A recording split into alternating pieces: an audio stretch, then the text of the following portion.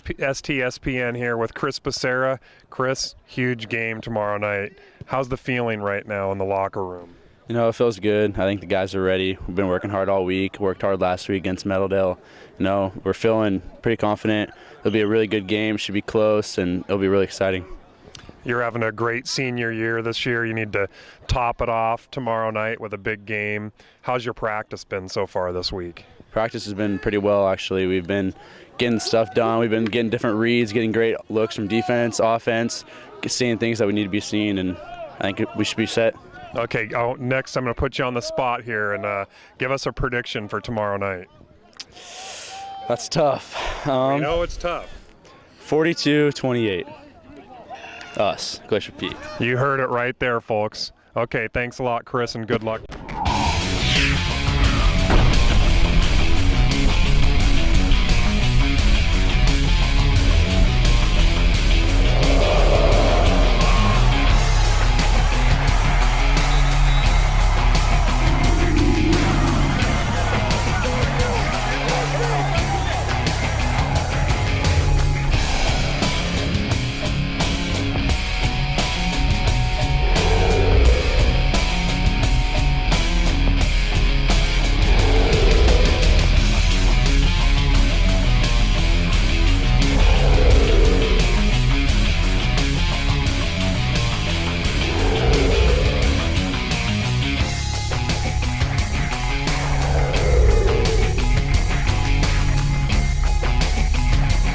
Professor Boyle, for a quick lesson in history, if you look this one down on paper, what does it look like on the road to the playoffs and the championship for both teams? And coming in, who do you think has an advantage on paper? Okay, great question. Okay, so if you look at common opponents, the common opponents, Marysville played Snohomish and Shorewood. The problem is they lost to Lake Stevens, and we all know what happened with the Glacier Peak Lake Stevens game in Game 1. Glacier Peak manhandled Lake Stevens, easily had their third stringers in the fourth quarter, and obviously Marysville, Pilchuck got manhandled by Lake Stevens. So on paper, you could say, oh, this could be an easy game for Glacier Peak, but unfortunately it doesn't always play out like that.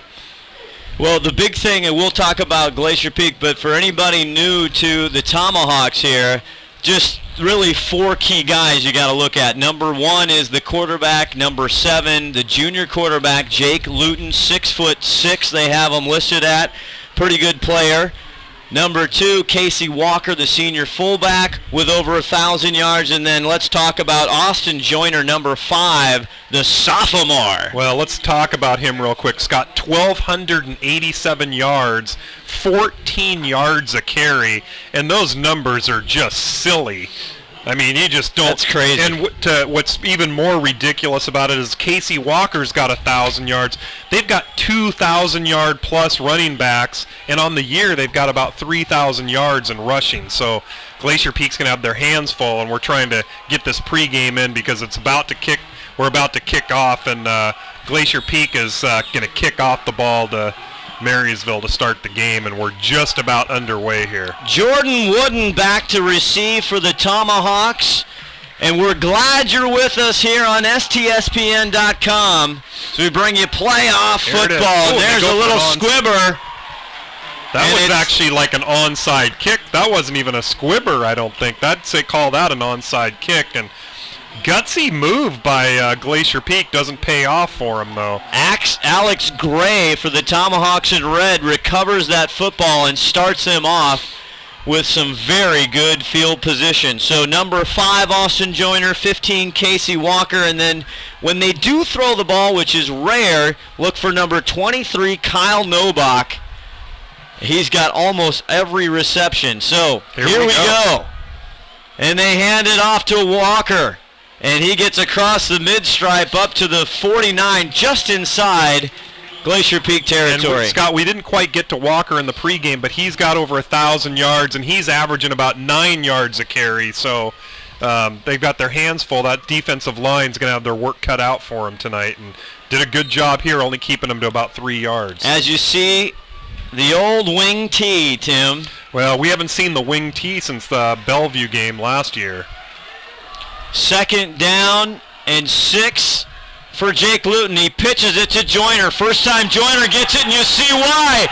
Makes out to the 20, 10, touchdown Tomahawks, and welcome everybody to the sophomore Austin Joyner. Well, when I said he was averaging 14 yards a carry, he just bumped that up with about a 45-yard run there.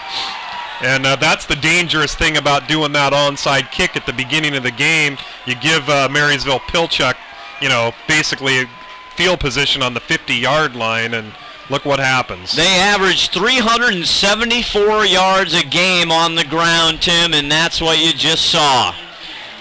So with merely a few seconds off the clock, 11:14 left, 6 points for Marysville Pilchuck. Flag on the play. Probably a false start. It looks like it's a dead ball foul. See what they're going to say here. Gentleman in the white cap there is going to give it to you. Oh, it's going to be offsides against the Grizzlies. It's declined. Ryan Spiva, the kicker for the Tomahawks, 44 consecutive PATs, going for his 45th right now. He's a lefty. Puts it through, actually a big contributor on the soccer team as well. And Spiva makes it 7-0. Okay, Scott, so Glacier Peak's going to have to find an answer for, they're going to have to find an answer. He got outside the outside linebacker, and he was gone. That kid is fast. Just a sophomore. A lot of people saying he's one of the best sophomore prospects in the state at running back right now. And he's going to burn you. He's not going to run you over. He looks like he's got the speed. But once he got once he got into the secondary, there was no stopping him. Made one move on Elledge, and he was to the house. Well, now here's the thing. They got to kick off the ball to Glacier Peak, and Marysville's defense has been a little suspect this year. Well, let's talk about Glacier Peak. You had a chance to go to practice last night. We had a lot of those great interviews posted on our Facebook page. Well, and hopefully we'll have Hannon's Huddle here during the broadcast. Well, as far as the players seemed like they were fired up, they seemed confident, so we'll see how that carries into tonight when they're down 7-0. Elledge and Wong back to receive for Glacier Peak. Spiva with the kick. Goes deep. Elledge looking for it. He takes it around the 19. Gets all the way up to about the 38-yard line, I think, is where they're going to mark that. And that's decent field position. Chris Jones on the tackle for the Tomahawks. Good field position, as you said. So the offense started to get it going last week in Meadowdale. So sorry I wasn't there, but you guys did a great job without me. Yeah, we're happy to have you back. Don't try to take weeks off like that again. So 1st and 10 from the 38. Shotgun for Becerra. He's got the missile now in motion. Over the middle, bounces off, almost intercepted, incomplete. It bounced off big play Josh May there, and it went right into into the secondary, and there was 2 cornerbacks sitting there waiting for it, but got right through their hands. Glacier Peak kind of gets away with one there. 2nd and 10 now, still from the 38. Again, Becerra back with Elledge now in the backfield, and Dunbar and Palmer, their wing tee themselves, and they go to Elledge. Breaks a tackle across the mid-stride to the sidelines. 30! Out of bounds at the 24-yard line. Huge play by the wrestler. And the wrestler, the wrestler got about 15 extra yards, because if you didn't see it, Nick Allen put a great block in on there at the end of the play at about the 30-yard line. Hasn't had too many attempts at rushing. 13 for 126 yards coming into tonight. 1st and 10 now at the 23. Becerra goes over the top. He's got an open receiver. He got it. Caught. Big play made. Touchdown. Glacier Peak. And Scotty pulled it right out of the defender's hands. It could have almost been picked off, and big play made just says, "Give me that." Austin Joyner, the phenom sophomore running back who just scored, couldn't catch up with the ball, and big play gets it out of the sky for a Glacier Peak touchdown. And that was set up like the wrestler set that up for him, bringing it down to about the 20-some yard line, just like he's done many times this year. So many times. Oh, and here's got some trickery going. Spencer Pettit now to receive. Now Austin Hines back in the shotgun. Austin gets it over to Big Play May. Big Play May reaches in. Touchdown, extra point. 2-point conversion, good. It's the Josh May show going on right now. And Josh May, he's come on late, but he's 18 catches for 313 yards coming in, as long as 37. He had 2 touchdowns coming into tonight, make it 3 for Big Play May. So that's kind of a little, I think that's a little symbolic message by Rowe. You know, Scott, they get down 7-0, and then Rowe comes back, okay, then we're going to put 8 on you. Now, Big Play May, his mom works at Marysville Pilchuck, so might have a little extra something. Is that a conflict of interest? I don't know. That's from our sideline reporter tonight, Adrian Woods. We'll try and check in down with Adrian and see what he sees from online. Ron Henthorn, our usual sideline reporter, taking the night off, Tim. Well, we're going to go down to Adrian in a minute and just see if he can give us some feedback on that quick touchdown. So 8-7, 10:46. Wow, a track meet. Marysville Pilchuck averages 42 points a game. Glacier Peak down a little bit at 30-some points, and here's the kick. Not going to be returned, Scott. High school, you can't return that if it gets into the end zone. Not like the pros, it can be 9 yards deep and you can return that. Let's see if we can get down to Adrian, Scott. Okay, Adrian. Well, we got to check with executive producer Todd Elvig. We're not quite ready. We had such a hurry setup here technically. We will get back down to Adrian as soon as we can. So 1st and 10 from the 20 for junior Jake Luton and the gang. It's a little bit better field position that Glacier Peak likes to be in here. Again, Mosese Fafita up front. They pitch it over to Joyner on the far side. Breaks a tackle, 1st down and up to the 34-yard line. And Michael Palmer came flying out of the backfield to make that tackle, so good play by Palmer. The Missile's back. The Missile, the senior, having a huge year on the ground. Nice feature by the Everett Herald on the Michael Missile Palmer. Didn't get the Missile in. Obviously that nickname hasn't caught on. Well, they didn't ask our permission. That's true. They'd have to pay a royalty. They would. So 1st down and 10 again for Luton and the gang. Fakes it to Joyner, gets it to Walker up the middle. This time, nothing there. Nope, and Walker, they've handed it off to him twice now, and just a couple yards each time, so they're doing a good job containing him. Joyner's a little more problematic for him. Walker averaging 9.5 yards per carry, so to stop him at 2 is a good effort. Yeah, it's a moral victory right there. 9:52 left here in the first quarter.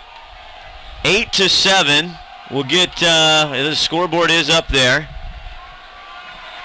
2nd down for Luton. Now a rare pass, and it is over to Nobach, and that is the player who catches most of the balls coming in with 8 catches last week, 63 yards with a big 1st down to win over Oak Harbor, but that's Nobach, and he catches all the balls. It does pick up the 1st down, so they're going to give it to him at about the 44-yard line. Another 1st down. Is it Nobach? Nobach. Not a huge guy. Kyle Nobach. So they're calling it 3rd and 1. Oh. They get it to Walker, who's a 1st down conversion. He makes a guy miss the 20 now. Cuts back. Here comes Baruch, tries to strip it and finally gets him down. But not until he gets inside the 10 to around this 7-8 yard line. Yeah, and the problem there, Scott, is once he gets in the secondary, not only is he fast, but he's got all kinds of moves back there, and he made about 4 people miss, and luckily Baruch came in from behind.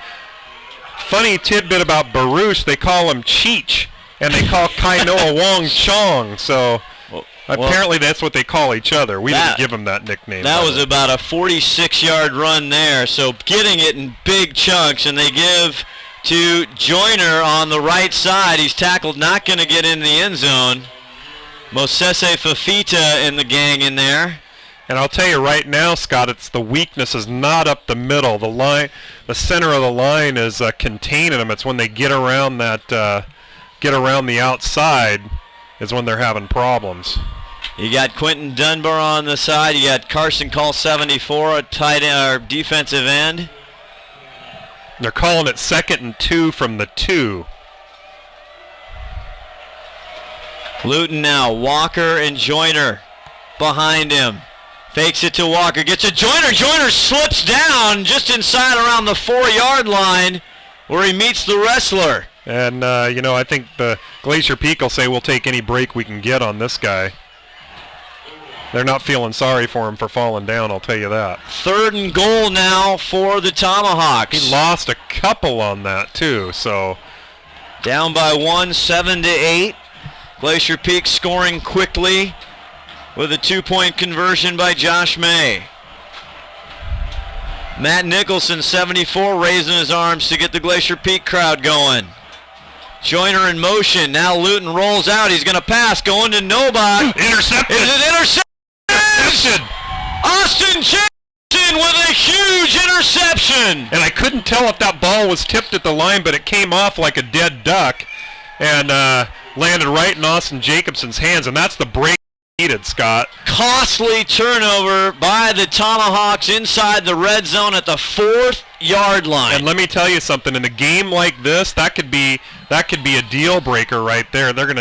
I'm thinking Marysville's going to need to score about every time they get those opportunities. Luton only coming with 4 interceptions on the year. 1 tonight, and they give it to Palmer up the middle. He'll get around 5. Perfect play on first down from there. They want to give themselves an extra 4 or 5 yards to have some breathing room, so got exactly what they were looking for. 2nd down and 5 exactly. Palmer looks like he's coming out of the game real quick. I'm not sure what happened. Might have an equipment issue. Nick Allen, 15, the big fella, checks in. Had some great catches this year, so empty set now for Becerra.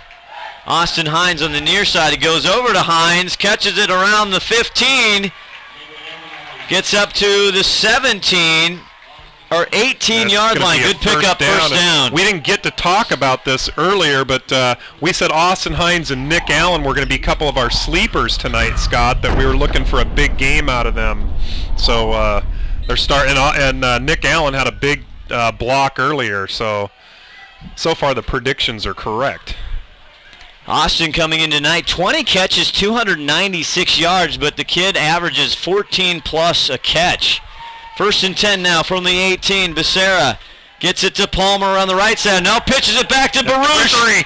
The reverse across the 25 to the 30 and out of bounds around the 35. Should be a late flag there.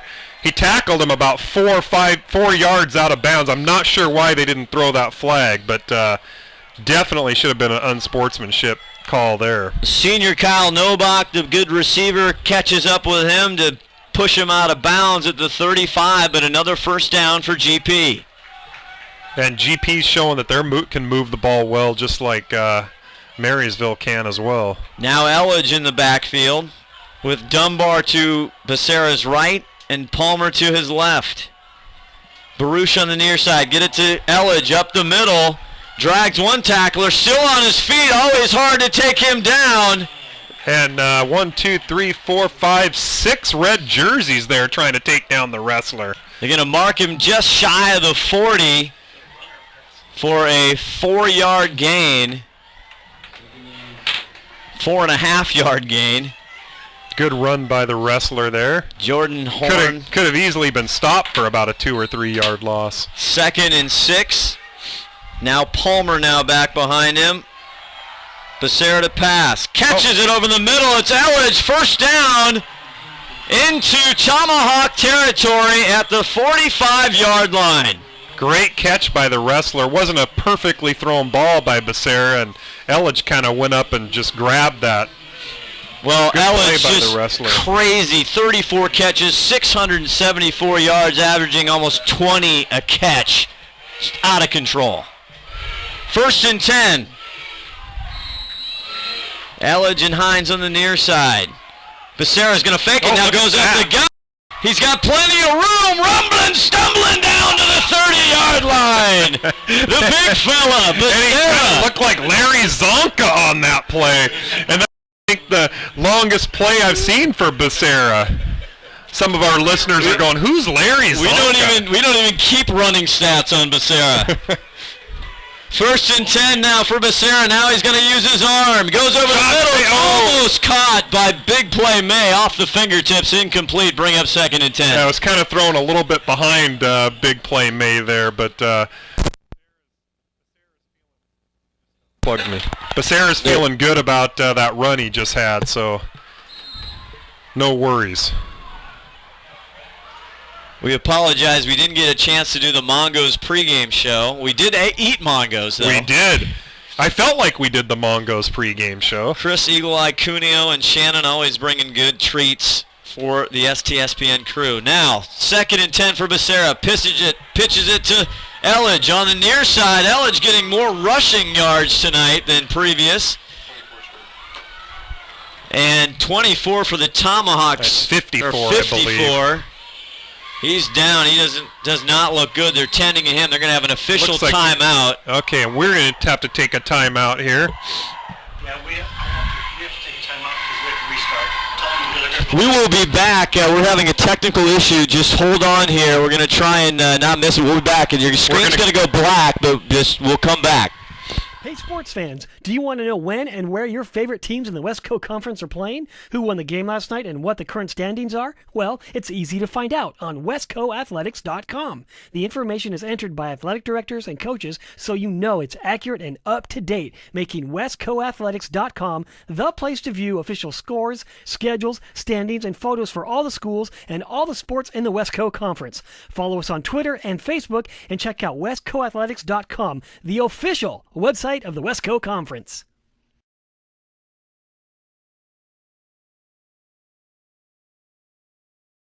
Step inside Mongo's at Clearview for an experience you have to taste to believe. Customers come to Mongo's for the friendly service, down-to-earth atmosphere, and of course, the menu. We use only the freshest ingredients to prepare every dish, and everything we make starts from scratch each morning, like our delicious freshly caught salmon and our mouth-watering burgers.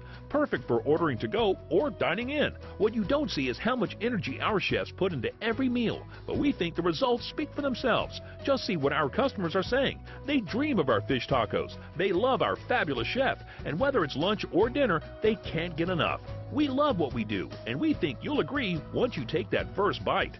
When you come hungry, we want you to leave happy. Walker, and he's got about 80 or 90 yards. So you gave Walker that 48-yarder. It should have gone to Joey.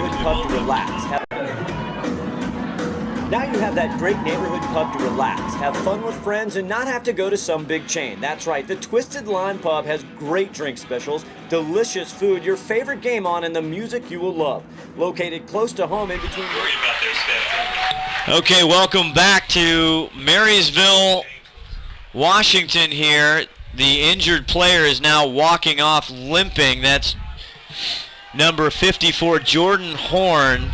He's a senior, 6 foot. Hope he's okay. Looks like he's under his own power. Meanwhile, 3rd down and 3 for Glacier Peak. At the Tomahawk 23-yard line, Palmer in motion. Tips ball, incomplete, gonna bring up 4th down. 42, a nice play by Dante Fields, the junior, to break it up, Tim. Yeah, and you know, the problem with that is Glacier Peak's on that roll, and then all of a sudden there's an injury timeout that really hurts Glacier Peak because they're such that tempo team. They don't want to see any injuries. They don't want to see any flags. They just want to keep it going and shoving it right down. But 4th down, they're going for it here, Scott. WESCO 3A championship on the line. Big time first seeding here. Baruch on the far side. May goes out. Looks for him. Now he's going to go deep to Baruch. He's in there for the touchdown, Glacier! 4th and 3, I don't care. And Baruch comes up with a big play, and Scott, that ball was thrown on a laser to him. Baruch, only 3 touchdowns coming in tonight, had a huge debut opening night. Lake Stevens had that 79-yard pass. So Marcos Baruch, say hello to his father in California. The young man did a great job there. I was just going to say he's listening to us in California. Congratulations. Spencer Pettit, who had a tremendous 41-yard field goal last week against Meadowdale, puts it through as he always does. No. Oh, they're saying no good. No good to the left? No, okay, they're saying no good. It looked hard to see from our angle. Interesting. Well, we got a pole in our way. 14-7. Thank goodness our executive producer's giving us a hard time up here. I think he's firing us. I'm so used to Austin putting him through, or Spencer putting him through. But that was a laser. That was a perfect pass by Becerra, right on the number. Pinky's Plumbing. Want to pay less? 206-707-1497. Experienced, local, friendly. That's Pinky's Plumbing. Professional plumbing services, 24 hours a day. When plumbing backs up and things get stinky, call Pinky's. Strike, sometimes they're expecting you just to get the first down, and you just go right at a dagger in their heart. Well, in Rowe, it's easy Monday morning to question his calls.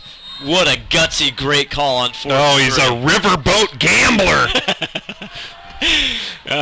We didn't even get a chance to go down. Usually we go down and talk to the coaches.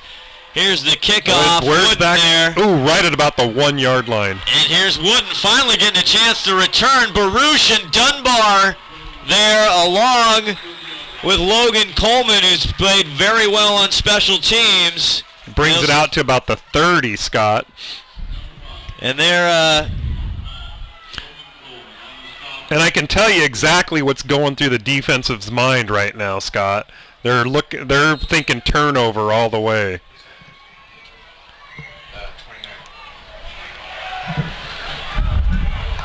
4:58 left in the first. 1st and 10 now from the 29-yard line. Luton back to pass, rolling to the near side. Got chasers. Fakes it. Now he's going to run out of bounds, almost back to the line of scrimmage. Had Palmer was all over him, and Palmer kind of gave him a little push out of bounds. So good play. That'll actually. Did he get back to the line of scrimmage? They're saying he did get right to the line of scrimmage, because otherwise it would have been a sack. Ball just inside the 29. Maybe didn't actually get. Well, he's right at about the line of scrimmage. Good penetration there by Palmer.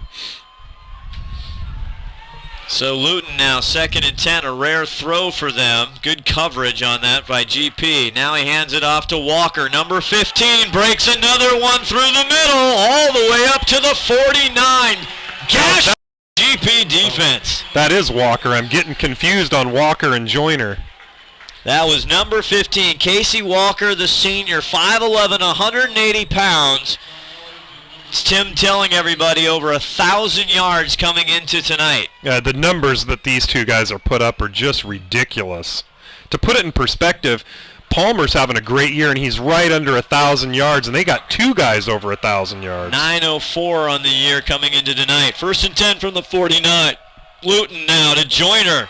Nothing there. Spins, and he's stuck hard by Bussing and Elledge. And he's going to lose about 2 yards on that, Scott. Good to see Nathan Bussing back in action.